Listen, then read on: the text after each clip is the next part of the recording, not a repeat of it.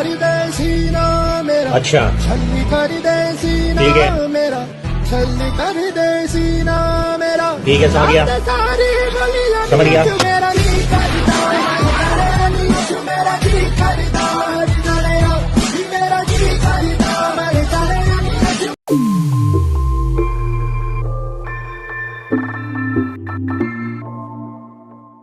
नमस्ते दोस्तों, आप सबका एक बार फिर से स्वागत है आपके अपने YouTube चैनल सत्य सनातन में। आज हम बात करने वाले हैं गांधी गोडसे एक युद्ध आने वाली फिल्म के विषय में। फिल्म का डायरेक्शन कर रहे हैं राजकुमार संतोषी।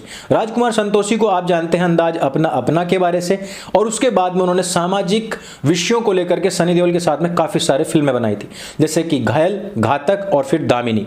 इन सभी लैंडमार्क मूवीज को आप जानते होंगे। और इनके अलावा उन्होंने एक बहुत जबरदस्त फिल्म बनाई थी, the legend of Bhagat Singh.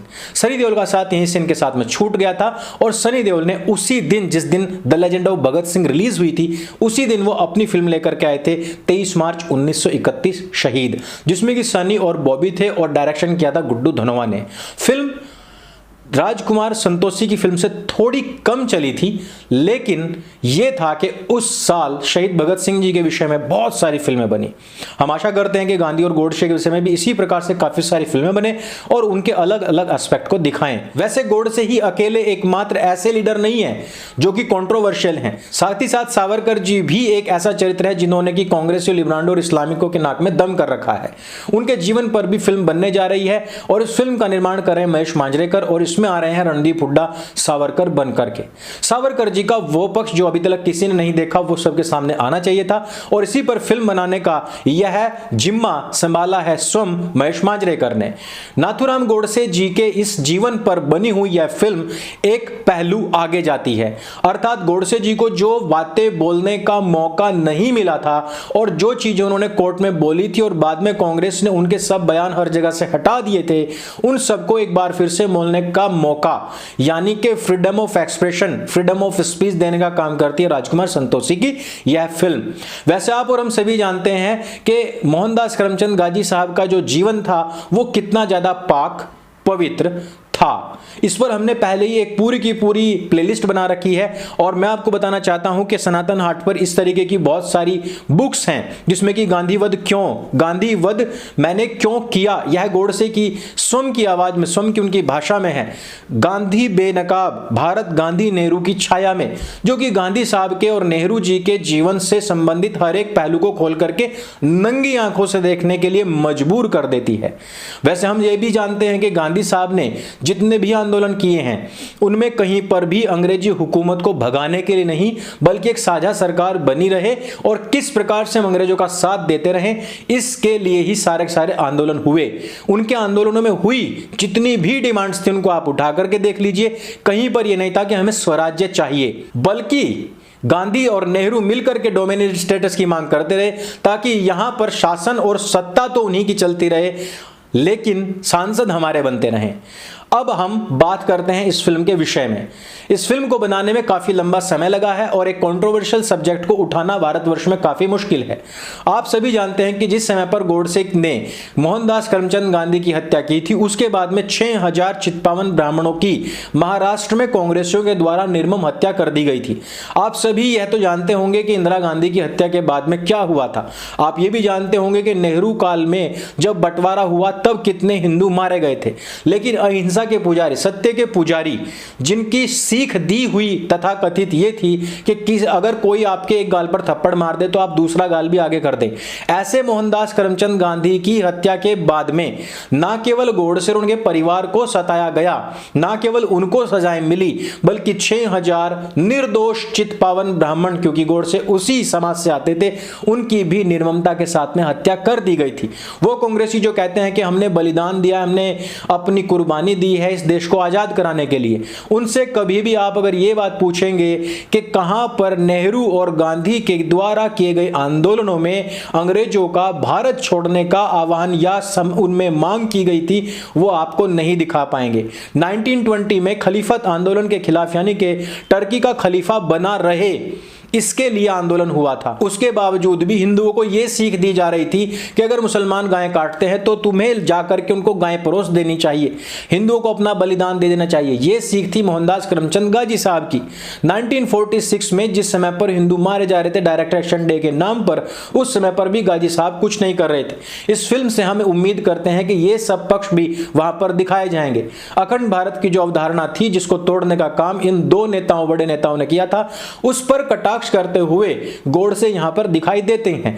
Godse का वो बयान जो कोर्ट में दिया गया था, उसको यहां पर आमने सामने गांधी और गोडसे बैठ करके डिस्कशन करेंगे, क्योंकि इस फिल्म में थोड़ा सा काल्पनिक चरित्र चित्रण कर दिया गया है और उसमें दिखाया गया है कि गांधी और गोडसे एक ही जेल के अंदर हैं। एक ही जेल में बैठ करके दोनों अपना अपना पक्ष रख रहे हैं और अपने अपनी बातों पर डिस्कशन कर रहे हैं।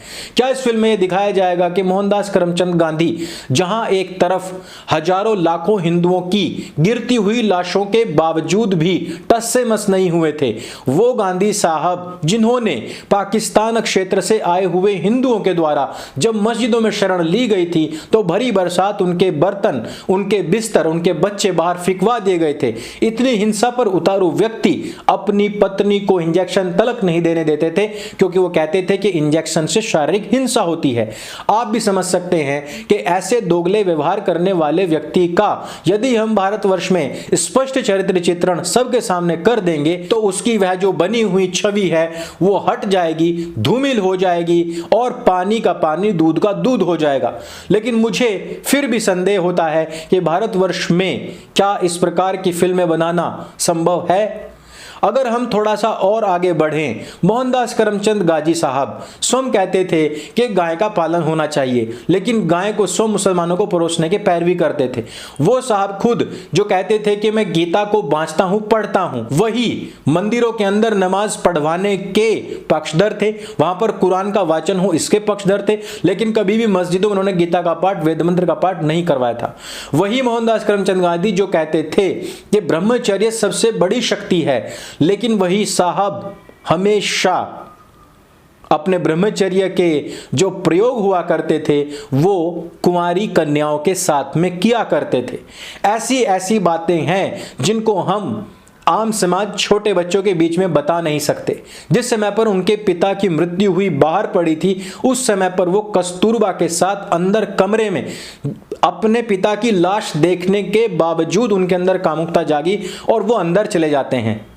एक ऐसा व्यक्ति देश का बापू बना बैठा है और उनकी हत्या करने वाले व्यक्ति को हिंदुओं का सबसे पहला आतंकवादी कहा जाता है, तो भला आप लोगों के दिल पर क्या नहीं गुजरती होगी। इस फिल्म से हमें उम्मीद है कि इस फिल्म के द्वारा दूध का दूध, पानी का पानी हो, सब कुछ निथार करके बराबर रख दिया जाए, जनता को स्वयं कंक्लूजन करने के लिए छोड़ दिया जाए कि आप अब स्वयं समझ सकते हैं कि इनमें से कौन सही है और कौन गलत है, ना कि फिल्म अपनी तरफ से किसी प्रकार का कोई डिसीजन देती हुई नजर आए। आप सभी जानते हैं कि गोडसे जी के ऊपर आतंकवादी होने का आरोप लगता आया है, लेकिन आतंकवादी की परिभाषा क्या है? वो लोग जो हिंदुओं की लगातार लाशें 1920 से लेकर के 1947 तक बिछाते चले आए, उन लोगों की पैरवी करने वाला व्यक्ति क्या वास्तव में अहिंसावादी हो सकता है? और क्या ऐसे समय में हिंदुओं को एक कायर और नपुंसक लीडर की मानते हुए स्वयं भी नपुंसक और कायर बन जाना चाहिए, या फिर हाथों में हथियार उठा लेना चाहिए और स्वयं भी गोपाल पाठा या गोडसे या सावरकर बन जाना चाहिए? इस फिल्म को हम देखेंगे और देखने के बाद ही पता लगेगा कि वास्तव में फिल्म कहना क्या चाहती है। लेकिन मैं ये स्पष्ट और 100% गारंटी के साथ मैं कह सकता हूं कि जितना इतिहास, ज्ञात इतिहास और लिखित इतिहास मोहनदास करमचंद गांधी और चाचा नेहरू के विषय में है, उनसे ये किसी भी एंगल से ना तो नेता कहलाने लायक हैं, ना चाचा और ना बापू कहलाने के लायक हैं, बल्कि ये उस समय के सबसे धूर्त नेता थे, सबसे धूर्त व्यक्ति थे। इस वीडियो में सिर्फ इतना ही। आपका इस ट्रेलर या टीजर या मोशन पोस्टर या आने वाली फिल्म पर क्या कहना है हमें नीचे कमेंट करके अवश्य बताइएगा। यदि वीडियो आपको अच्छी लगे, जानकारी से भरपूर लगे, तो उसको सबके साथ में शेयर अवश्य करें। मेरे संग बोले सत्य सनातन वैदिक धर्म की जय। जय हिंद, वंदे मातरम।